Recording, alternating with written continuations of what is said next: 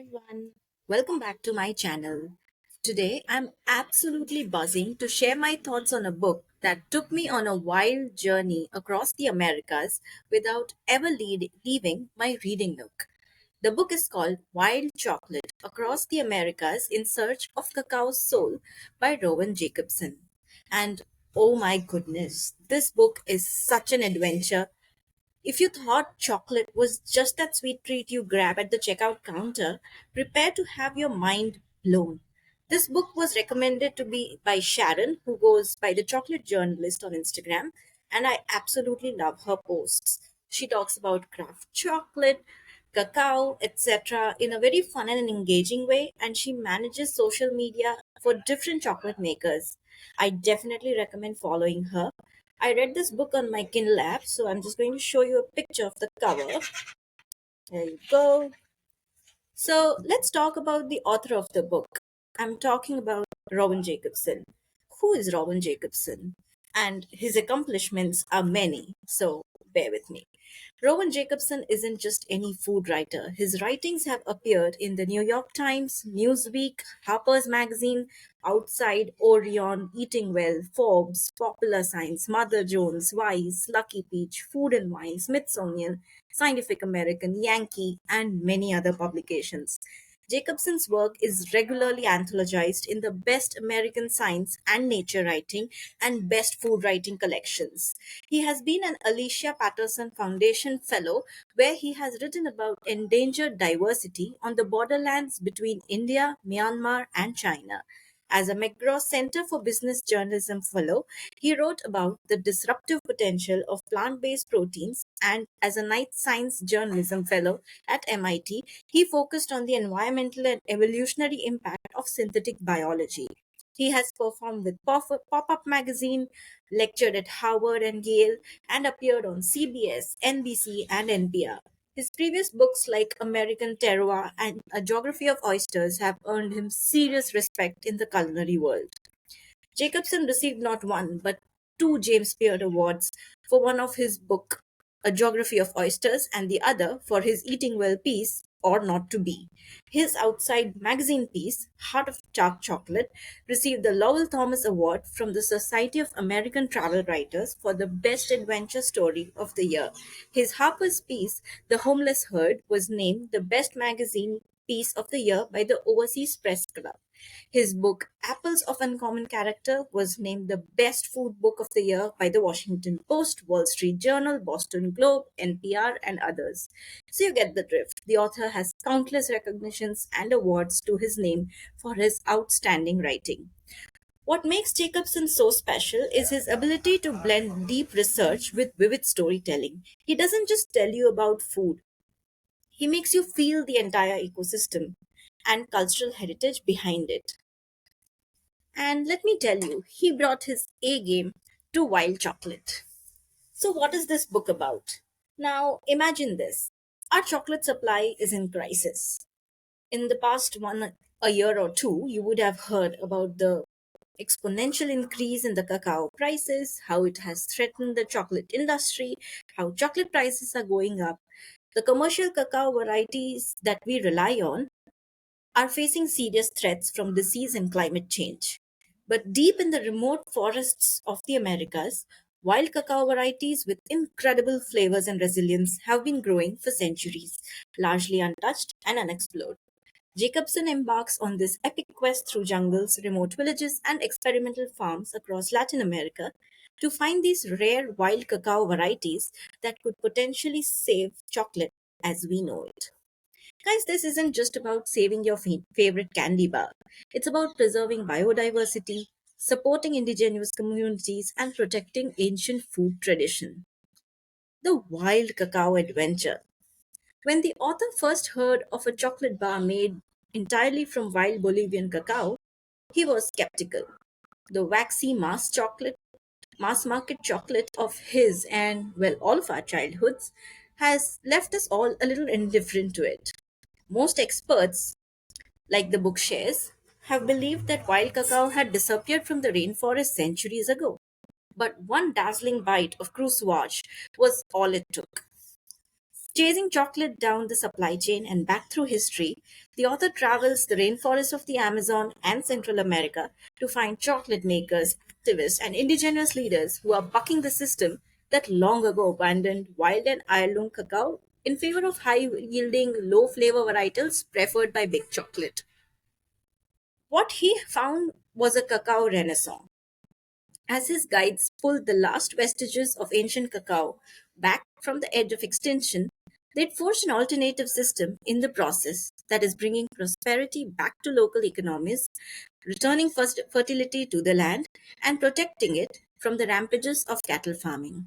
All the while, a new generation of bean to bar chocolate makers is racing to get their hands on these rare varietals and produce extraordinary chocolate displaying a diversity of flavors no one had thought possible.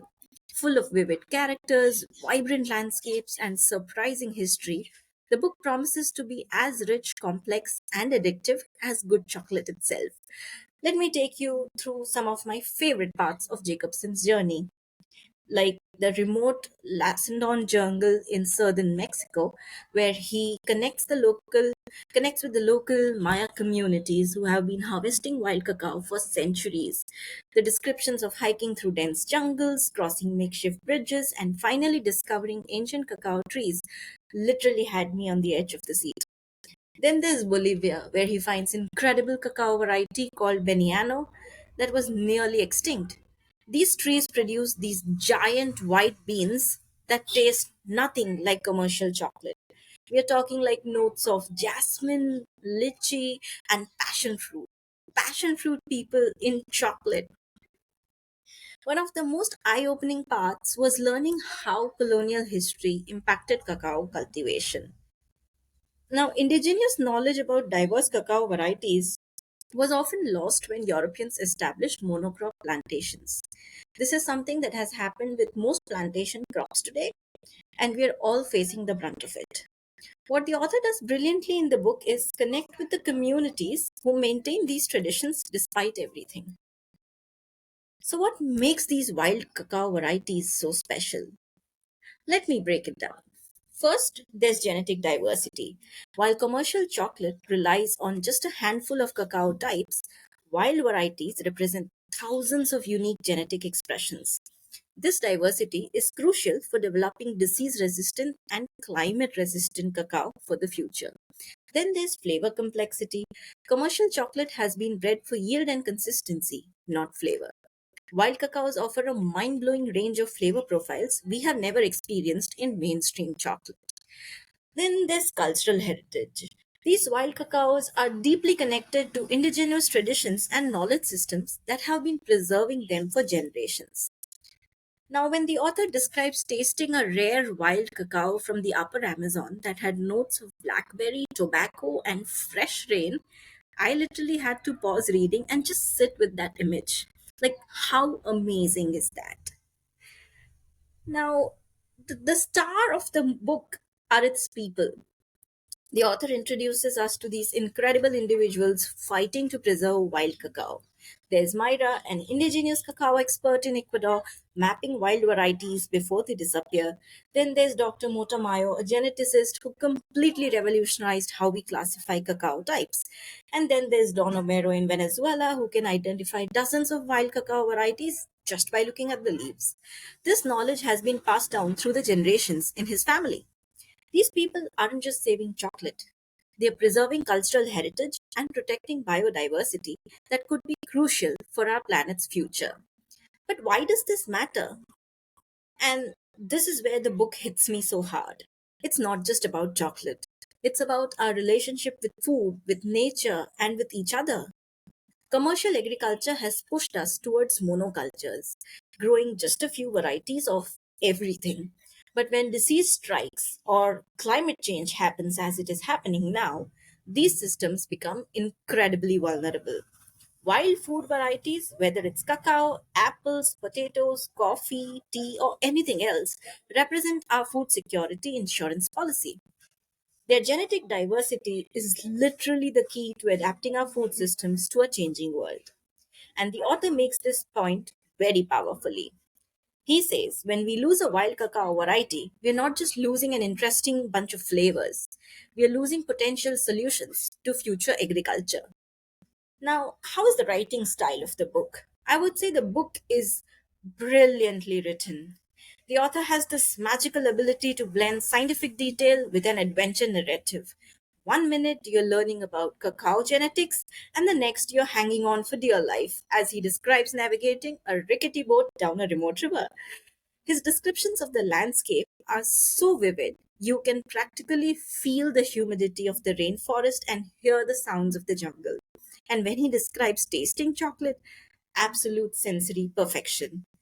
The prologue itself is on such a beautiful note. Like, let me just read out to you a little bit so you get a taste of why I am in so much awe of this book. So here it goes. Karina Santiago toasts cacao beans on her comal, stirring the almond like seeds with hardened hands, her long grey hair pulled back in a bun. Flames crackle beneath the hearth. When the clay griddle gets too hot, she switches to a straw brush, watching carefully so the beans don't burn. As they brown, a warm, almost chocolate scent fills the kitchen. This is how people have made chocolate for 4,000 years, maybe more. You dry the seeds of cacao trees, which grow in the understory of neotropical forests. You toast them, then grind them into a thick, buttery paste that gets mixed into hot water. Although much of the chocolate in the world today gets eaten in the solid form, the indigenous people we now call Mesoamericans who invented the process always took it as a drink, and many still do. Karina sweeps the darkened beans into a clay bowl and pours corn into the komal, repeating the process. It is a yellow corn grown by her neighbors on the communal lands right here in the Teotlan del Valle, this small Zapotec town a few miles outside Oaxaca City, and it's the only kind she will use in her chocolate atoll. It's a two-part drink. The base is a simple atoll, the corn porridge that has been the daily meal for millions of Mesoamericans for millennia. A sort of liquid tortilla. Karina sweetens hers with a touch of honey, its spicy aroma mingling with the earthy scent of cooked corn as it slowly simmers in a pot. It gets topped with chocolate creation Karina is working on, a merging of two sacred foods of Mesoamerican culture, the twin poles of cosmology. Corn growing in the bright sunlit fields provided the primary sustenance, the clay from which bodies were made. Cacao from the shaded forest provides the dark, stimulating drink, the quickening force, body and blood, earth and spirit. So that's the snippet from the prologue. You can find it in the sample pages on Amazon as well if you would like to read it. But you see what I mean. How amazing is that writing? It paints a picture in front of your eyes. It's like you are actually there and everything is happening around you. Now, what has the impact of the book been on me? Now, this book has genuinely changed how I think about chocolate and honestly all food. I have been in the food space for many years now. I've been studying wines and spirits for many years, then I've gotten into specialty coffee and tea and have been digging deeper into that world. And then I found myself studying cacao as well. So I usually find myself checking where my chocolate comes from, looking for single origin bars that support the conservation efforts. I don't remember the last time I bought a mass produced bar from the big chocolate. Half of one shelf in my fridge is full of different craft chocolates of different origins.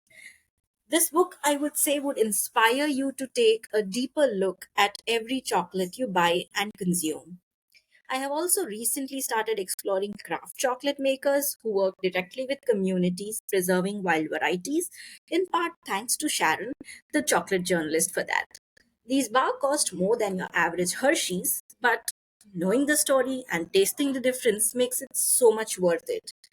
So, you might be paying way more for it than your Cadbury Dairy Milk, but the experience and its impact is totally worth it. Now, I post about any good chocolate bars I find on Instagram, so you can keep an eye on my posts and stories for my finds.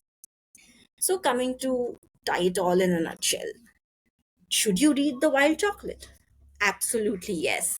Whether you're a chocolate lover, an adventure seeker, an environmentalist, or just someone who enjoys brilliant storytelling, this book delivers on every level. It's informative without being dry, adventurous without being exaggerated, and important without being preachy. It's easily one of my top reads of the year and definitely gets 5 stars on my Goodreads. If you've read Wild Chocolate or have other food adventure books to recommend, drop them in the comments below. And if this review convinced you to pick up a copy, let me know what you think after reading it. As always, stay curious, stay adventurous, and I'll see you on the next literary journey. Don't forget to like, subscribe, and hit that notification bell. Bye!